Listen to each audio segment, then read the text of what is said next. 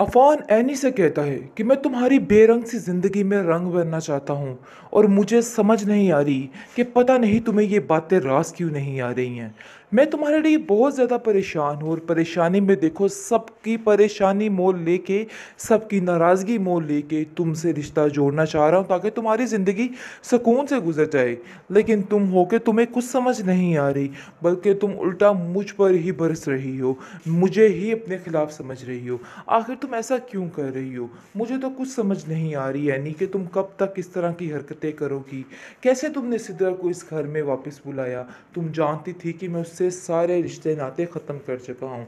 क्यों तुम मुझे लोगों के सामने इतना मायूब और इतना गिरा हुआ बनाने की कोशिश कर रही हो कि मैं ही तुम्हारे पीछे हूँ?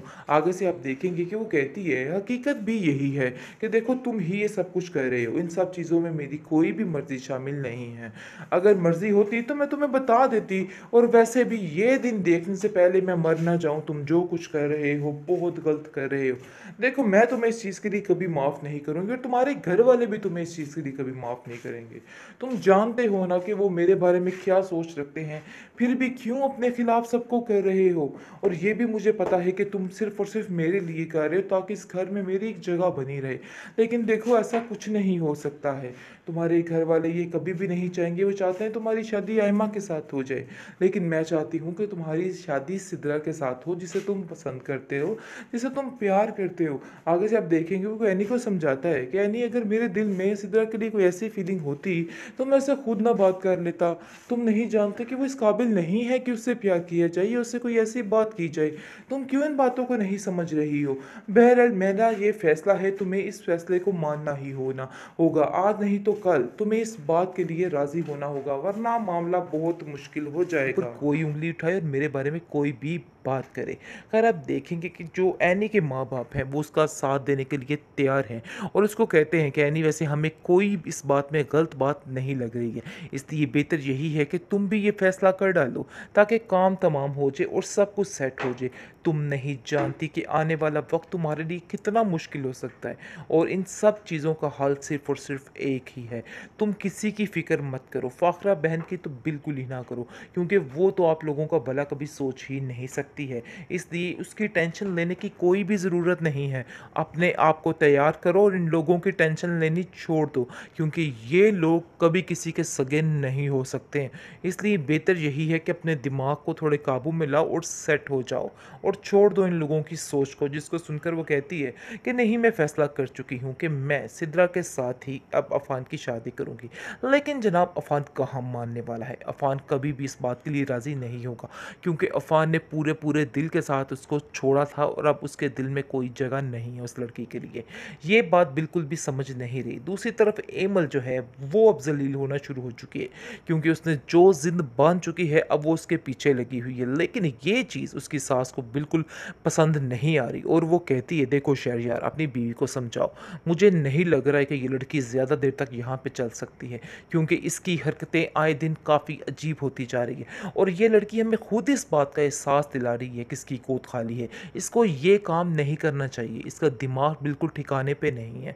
इसको बोलो कि बेहतरी इसी में है कि बिल्कुल खामोश हो जाए और कोई ऐसी बात ना करे जिससे घर में माहौल ख़राब हो। पहले ही उसकी बहन ने काफ़ी ज़्यादा माहौल घर का ख़राब कर रखा है। मैं मज़ीद कोई भी बात नहीं बर्दाश्त कर सकती हूँ। आगे से आप देखेंगे कि वो उसको समझाने की कोशिश करते हैं, लेकिन वो उल्टा उन पर ही बरस पड़ती है और कहती है कि ये मेरी ज़िद है, मैं ये करके ही दम लूँगी।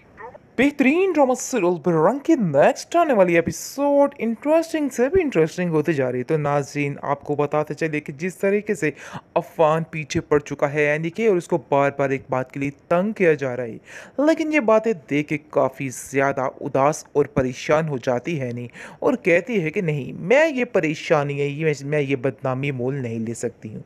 इसलिए वो साफ साफ अफ़ान से कहती है कि देखो अफ़ान मियाँ, मैं तुम्हें पहले ही समझा दूँ कि ये काम बिल्कुल ख़त्म कर दो, क्योंकि मैंने अब तुम्हारे लिए जो रास्ता चुन लिया है बस वो ही चुन लिया है। यानी कि तुम अब बस तैयारी करो और सिद्रा के घर वाले बस आते ही होंगे तो तुम्हारा काम मैं फ़िक्स करूं, ताकि मेरे ऊपर से ये टेंशन जो है ये उतर जाए।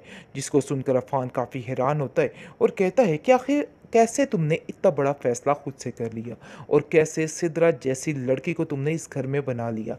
मेरी मर्ज़ी पूछी तक नहीं। आगे से वो कहती है, शायद ये तुम बात भूल रहे हो कि वो तुम्हारी ही मर्ज़ी थी, लेकिन अब तुम्हें पता नहीं क्या हो गया है। देखो, इस तरह से मर्ज़ियाँ बदलने वाला इंसान बिल्कुल भी नाक़ाबिले बर्दाश्त होता है और मुझे ऐसा लग रहा है कि जैसे जो कुछ तुम कर रहे हो, बिल्कुल गलत कर रहे हो। आगे से अब देखेंगे कि आयमा कहती है कि कभी किसी पे तुम अटक रहे हो और कभी किसी पे तुम अटक रहे हो। मुझे तो यकीन ही नहीं आ रहा कि आखिर ये क्या करना चाहता है। वैसे भी मम्मी किसी और के लिए कभी भी नहीं मानेगी, क्योंकि वो ना तो राज़ी है एनी के लिए और ना ही सिद्रा के लिए। इसलिए उसको सिद्रा की भी तकलीफ़ पहुंची और कहती है कि एनी, तुम ज़्यादा उसकी माँ बनने की कोशिश मत करो।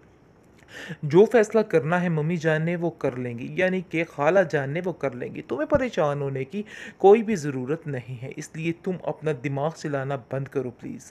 जिसको सुनकर आप देखेंगे कि वो एनी को कहती, यानी कि आयमा को कहती है कि तुम अपना बकवास बंद करो, यानी कि तुम अपना मुंह बंद करो। तुमने बहुत बोल लिया, बहुत टेंटा कर ली।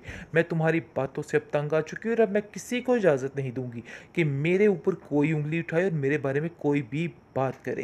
खैर, आप देखेंगे कि जो एनी के माँ-बाप हैं वो उसका साथ देने के लिए तैयार हैं और उसको कहते हैं कि एनी, वैसे हमें कोई इस बात में गलत बात नहीं लग रही है, इसलिए बेहतर यही है कि तुम भी ये फैसला कर डालो ताकि काम तमाम हो जाए और सब कुछ सेट हो जाए।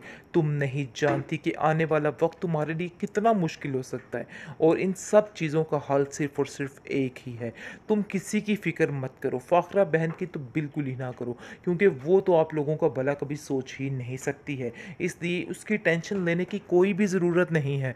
अपने आप को तैयार करो और इन लोगों की टेंशन लेनी छोड़ दो, क्योंकि ये लोग कभी किसी के सगे नहीं हो सकते हैं। इसलिए बेहतर यही है कि अपने दिमाग को थोड़े काबू में लाओ और सेट हो जाओ और छोड़ दो इन लोगों की सोच को। जिसको सुनकर वो कहती है कि नहीं, मैं फ़ैसला कर चुकी हूँ कि मैं सिद्रा के साथ ही अब अफ़ान की शादी करूँगी। लेकिन जनाब, अफ़ान कहाँ मानने वाला है। अफ़ान कभी भी इस बात के लिए राज़ी नहीं होगा, क्योंकि अफ़ान ने पूरे पूरे दिल के साथ उसको छोड़ा था और अब उसके दिल में कोई जगह नहीं है उस लड़की के लिए। ये बात बिल्कुल भी समझ नहीं रही। दूसरी तरफ एमल जो है वो अब ज़लील होना शुरू हो चुकी है, क्योंकि उसने जो ज़िद बांध चुकी है अब वो उसके पीछे लगी हुई है। लेकिन ये चीज़ उसकी सास को बिल्कुल पसंद नहीं आ रही और वो कहती है, देखो शहरयार, अपनी बीवी को समझाओ। मुझे नहीं लग रहा है कि ये लड़की ज़्यादा देर तक यहाँ पे चल सकती है, क्योंकि इसकी हरकतें आए दिन काफ़ी अजीब होती जा रही है और ये लड़की हमें खुद इस बात का एहसास दिला रही है कि इसकी गोद खाली है। इसको ये काम नहीं करना चाहिए, इसका दिमाग बिल्कुल ठिकाने पे नहीं है। इसको बोलो कि बेहतरी इसी में है कि बिल्कुल खामोश हो जाए और कोई ऐसी बात ना करे जिससे घर में माहौल ख़राब हो। पहले ही उसकी बहन ने काफ़ी ज़्यादा माहौल घर का ख़राब कर रखा है। मैं मज़ीद कोई भी बात नहीं बर्दाश्त कर सकती हूँ। आगे से आप देखेंगे कि वो उसको समझाने की कोशिश करते हैं, लेकिन वो उल्टा उन पर ही बरस पड़ती है और कहती है कि ये मेरी ज़िद है, मैं ये करके ही दम लूँगी।